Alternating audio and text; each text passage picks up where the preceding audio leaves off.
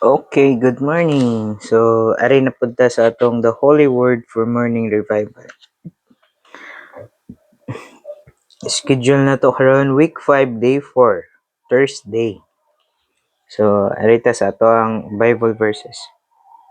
Romans 9:15 to 16.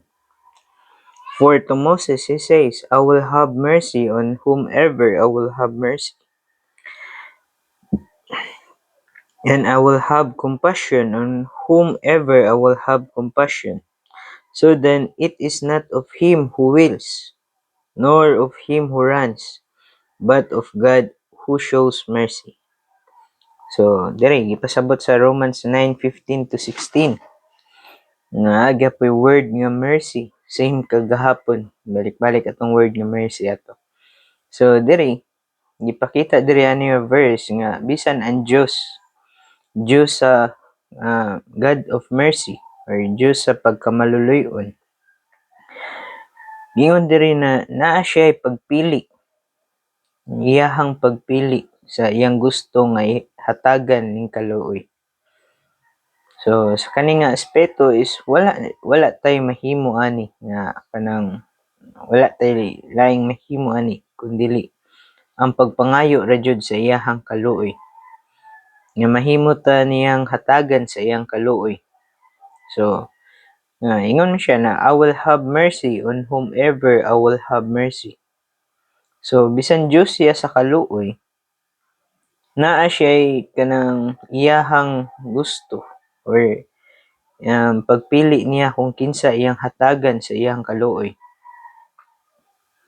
So then it is not of him who wills, nor of him who runs.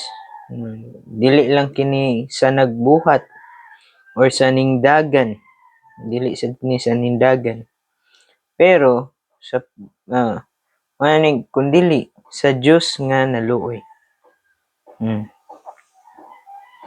So kita ang tanan naglong ta sa kaluoy sa Dios.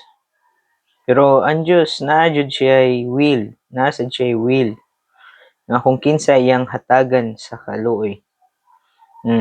Dili nato mapugos ang Dios kung kinsa iyang hatagan sa iyang kaluoy. Apan atong mabuhat is ang pag-ampo nga usa ta sa mahatagan sa iyang kaluoy. Galing nanamtay kanang nadawat man nato ang Dios. Nadawat na nato siya pinaagi sa pagtuo nato niya ug sa pagbautismo. Nadawat sa nato siya isip nga atong kinabuhi. Dili na tungod kay ato anang gipili, kundili tungod na sa kaluoy nga gihatag diri sa atoa. Tungod na sa kaluoy sa Dios nga iyang gipaambit diri sa atoa.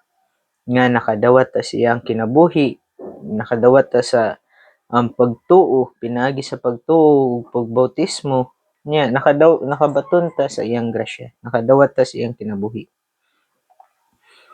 Dili na sa atong pagpili kundi sa kaluoy sa Dios nga iyang gihatag diri nato. So padayon ta, we need to worship God for His sovereignty. We should say, Lord, I worship you for your sovereignty because your sovereignty reflects your mercy. Kinahanglan jud nato simbahon ang Dios sa iyang pagkamagbubuot. His sovereignty. Kinahanglan nato siya simbahon sa iyang pagkamagbubuot. Kay ang iyang pagkamagbubuot diha ni reflect ang iyang kaluoy. No, kung ang attribute sa Ginoo is kaluoy lang, walay pagkamagbubuot or sovereignty. Kung attribute sa Ginoo mercy lang, kita nga naa diri sa kalibutan is igo ra ta niyang gikaluy-an. Pero kung wala ang attribute sa iyang pagka-sovereignty, dili siya mahimong makalihok or pamulong diri sa atong sulod. No, sinaman siya attribute sa iyang pagka-sovereignty or sovereign one. Bisan pa man sa atong palibot or sa atong nahitabo or sa sitwasyon nato karon tungod na sa iyahang pagka-sovereignty. Kung unsa ang naa nato na sitwasyon karon unsay dangata nato ugma, unsay kanang asa ta karon, asa ta aning lugara, nganong nakadangat ta aning kinabuhia tungod na sa iyahang sovereignty. Nya kay naman siya attribute sa pagka-sovereignty, mahimo siya makapamulong, makalihok sa atong sulod galing bisan pa sa atong hunahuna is kanang makontrol niya tungod sa iyang pagka-sovereignty. Nya kana tanan tungod lang na sa kaluoy nga gihatag sa atoa. Kaluoy sa Dios nga gihatag sa atoa nga nakadawat ta anang mga butanga. So padayon ta. Sovereignty. Lord, I am weak and sinful. Sometimes and I am even rebellious, but I thank you, Lord, that my heart has been softened and is always willing to repent. Lord, I thank you for giving me such a soft heart. So, nindot kayang message, mga igsuon. Kinahanglan jud ta magpasalamat sa Dios nga gihatagan tanyag kanang humok nga kasing-kasing. Kay bisan man makasasala ta, iyang gingon diri na weak ta og makasasala. As a kanang human, wala jud exempted ani sa pagbahin aning weak o pagka makasasala. Kay nga dayon rebellious pa jud. Tungod sa atoang sala nga nabatunan nato gikan sa mga nag-una nato, gikan nila Adan ug ni Eve, sa katong nadawat nilang sala, nahimo jud tang tanan og mga rebellious sa Dios, mga rebelde ta sa Dios. Gitungod nana nato ang unod. Nya ang unod is mao nay kanang kanunay musukwahi sa espiritu. Nya tungod ni ana is mahimo tang rebelyoso sa Ginoo. Na di na dayon ta motuman sa sugo sa Dios. Natagan ta mo mga sitwasyon. Sa mapananglit na ay sitwasyon nga dili nimo kayong i-handle. Nya motawag ka sa Ginoo, Lord Jesus, sa may angay na kong buhaton nya. Inig kahuman ana, dili ra day gihapon ang will sa Ginoo ang imong tumanon kun dili ang imo harang will. Kinsa may natuman ana? Imuhang unod, imong flesh or imuhang hunahuna pagbati ug pagbuot. Meaning ikaw ang natuman dili ang Dios kay wa man nimo paminawa ang buot gipamulong sa Dios. So mao nay kanang concept ani nga weak, sinful ug rebellious.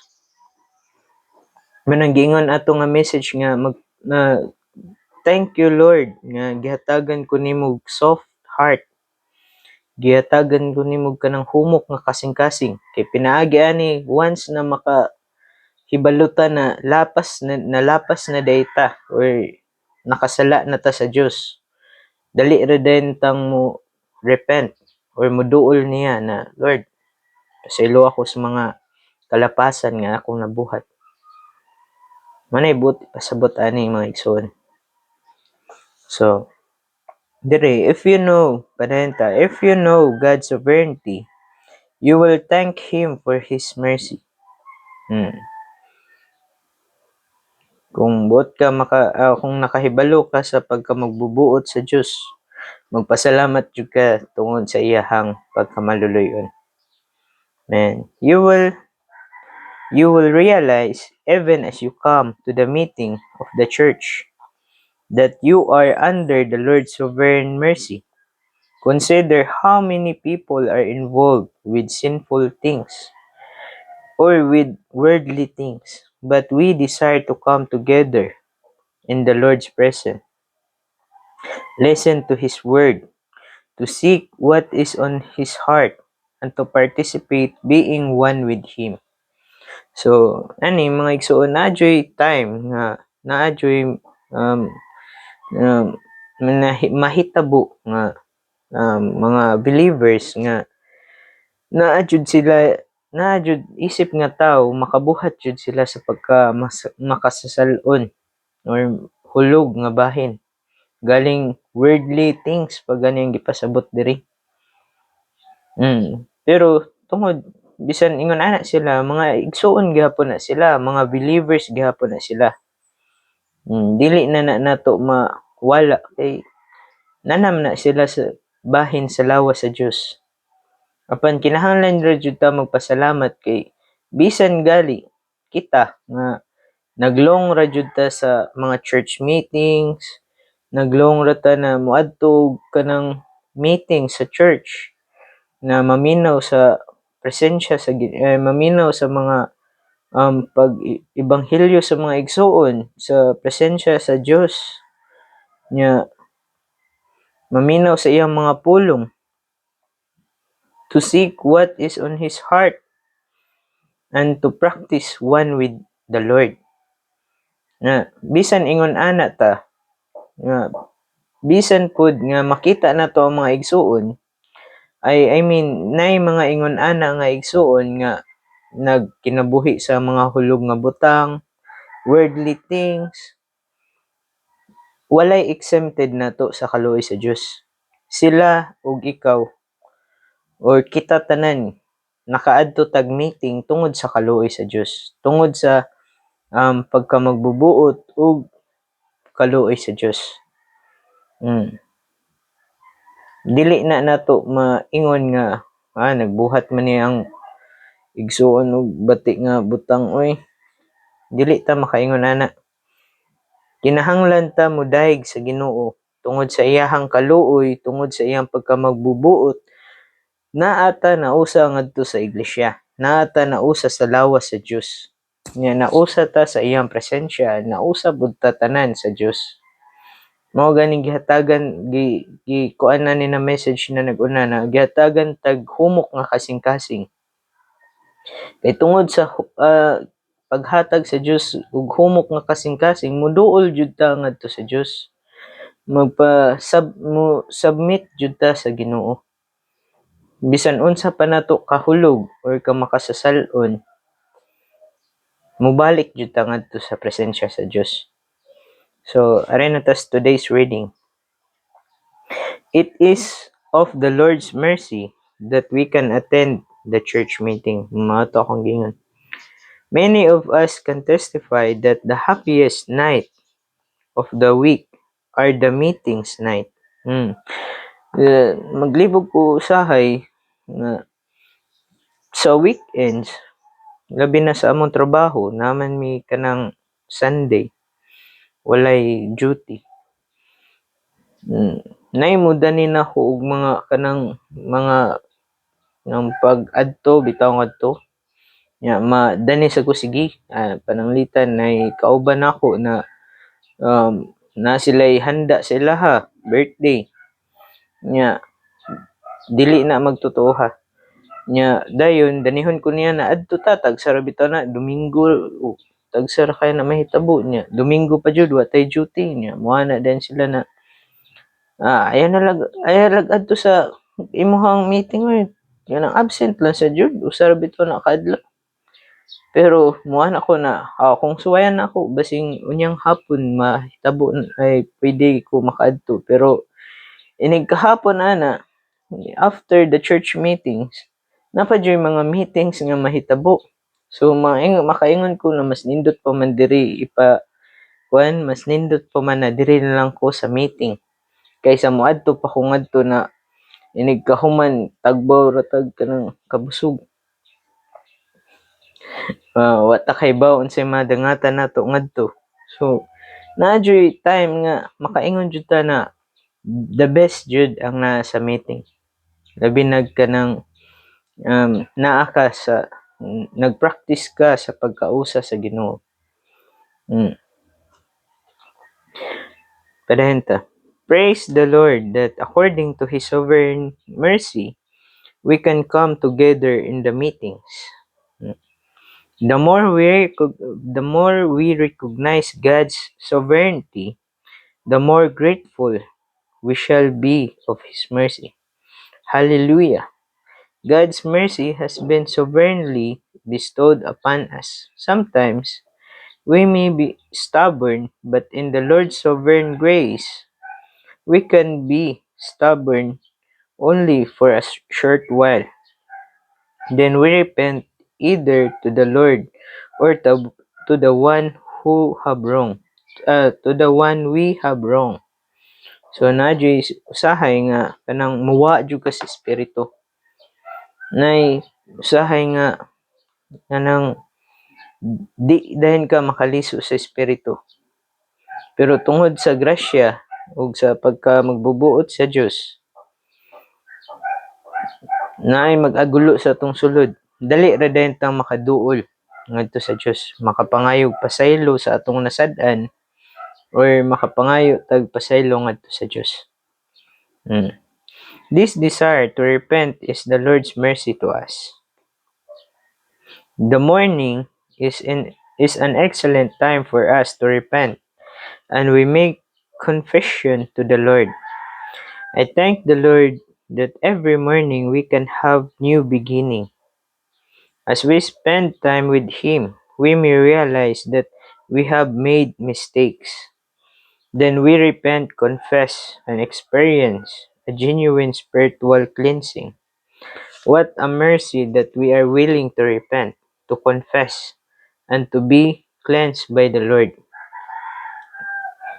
In a time when so many are given to worldly entertainment, we have the desire to seek the Lord, to meet together in His presence. In God's sovereign mercy, our heart have been inclined to Him. If we look back upon our past, we will worship the Lord.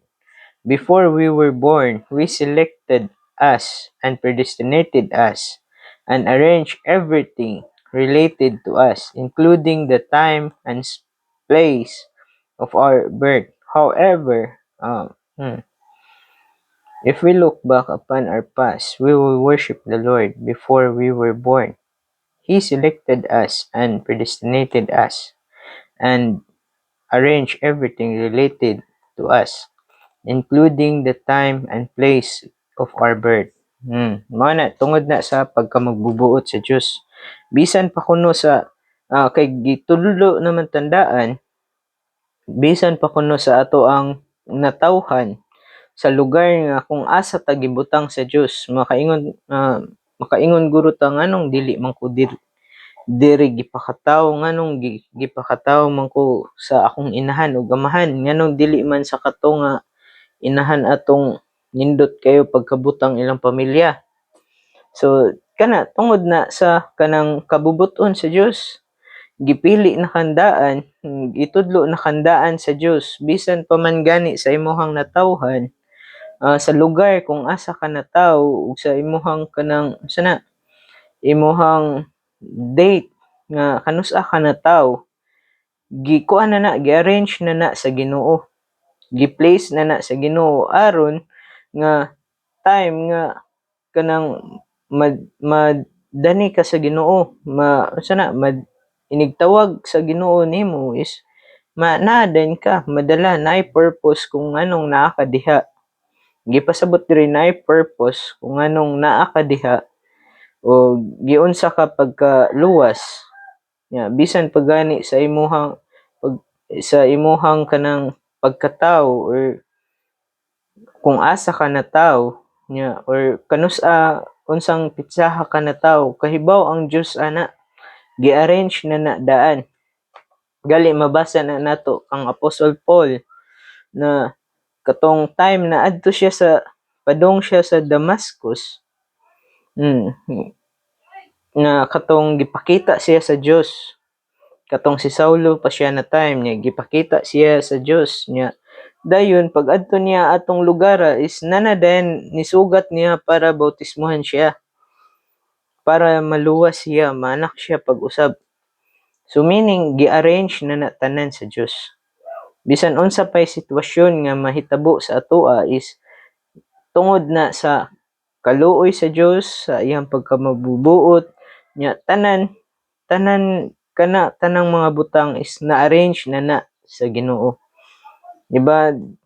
Usahay matingala siguro ta nganong naa ta aning lugaran niya nga giunsa ta pagkaluwas pag-anak pag-usab nganong naay mga igsuon nga ni sangyaw nato. Nganong naay kanang giunsa pagka buhat nga nganong murag na plan na daan nga naabot ka sa church sa lawas ni Kristo nung nausa ka sa Ginoo nya nganong mahimo kang galamiton ngadto sa Ginoo nakaplan na siya daan. Balik ta. Moreover, He appointed all our days and all the places where we are to be. Ani gitudlo na gani niyo bisan pa man atong mga adlaw ug mga lugar nga atong naa ta karon. According to God's arrangement, I was born in the 20th century. Furthermore, I was born in an area where it was easy to have contact with Christians.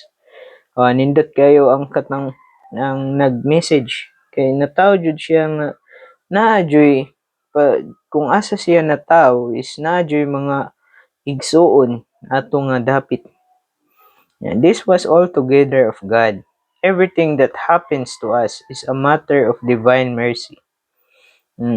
Tanan nga nahitabo nato is tungod na sa Dios. Gi-arrange na daan sa Dios. Happy kay ta. If we would properly serve God in gospel of His Son, we must know that the gospel includes the selection of grace. Kung magsangyaw kuno ta, if we would properly serve in the gospel, kung mo serve ta pinaagi sa pag-gospel, we must know that the gospel includes the selection of grace. Mao to sa Romans 9:15 na pagpili ng Diyos. Naadyoy time nga kanang magsangyaw ka. Naay time nga matingala ka is kato imong gisangyawan is mutuo dahil magpabautismo. Naapoy inigsangyaw nimo na dili mo dili. Tungod na kay nakaplana sa nadaan. Makaingon ko sa una is ako guroy sayop. Guro ko'y sayop sa pagsangyaw nako sa ebanghelyo. Nganong dili man ni siya mutuo ning tawhanan ni. Makaingon ka sa myself na ba kayo nasaypan, nakulangan baka sa pag-ampo. Pero sa kumubalik ta sa Romans 9:15-16, ang Diyos siya sa kaluoy pero iyang kaluoy is naa siya pagpili, God's selection of His grace, pagpili sa iyang grasya. So mga na mga igsoon, dili kita ang nasayop sa pagsangyaw sa ana na tawhana kundi naadyoy kanang pagpili sa Dios. Magdepende gihapon na siya sa Dios kung iya ba pinaagi sa iyang kaluoy mahatag ba na niyang tawhana. The gospel is holy, a matter of God's sovereign mercy. Through many years of experience, I have become strongly and deeply convinced that everything that happens to us is of God. All is a matter of God's mercy. The more we see this, the more we will spontaneously bear our responsibility before the Lord. Amen. So, why is it that some believers are willing to bear their responsibilities and that others are not? The answer lies in God's mercy. In Romans 9:15, Paul quotes the Lord's word, "I will have mercy on whom I will have mercy." Because of God's mercy in His election of grace, we responded the gospel. When others did not respond, we received a word about Christ as our life. When others refused to receive. Mm. And we took the way of the Lord's recovery today when others drew back from taking this way. Man, nadyo yun ani mga igsuon. Balik ko na ko ha. In His selection of grace, we responded to the gospel when others did not. Yeah, we receive a word about of Christ of our life when others refuse to receive it. Yeah, and we took the way of the Lord's recovery today when others drew back taking this way.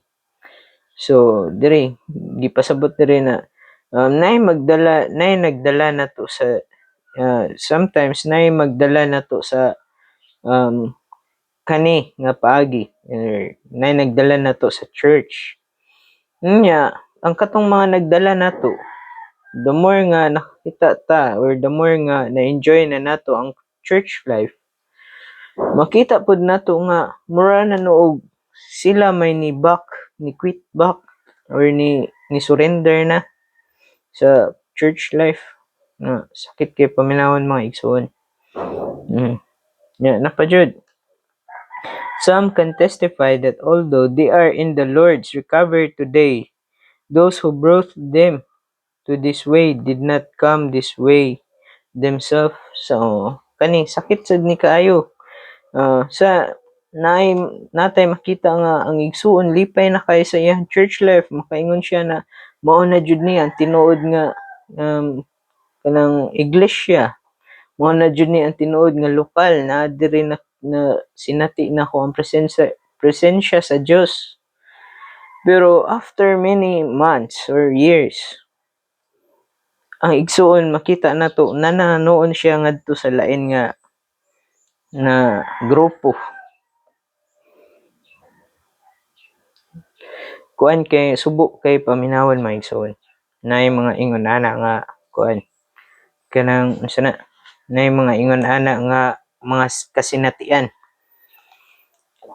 So karon kita karon is na focus ta sa Ginoo or nagpa-saturate or nagpa-hope ug pasurup ta sa kinabuhi sa Dios. Dili na tungod sa ato ang pagpili nga ani nga paagi kundi tungod na sa kaluoy sa Dios nga nadawat nato. Nya tungod na sa iyahang pagka magbubuot na gipabuot nato siya diri sa atong sulod.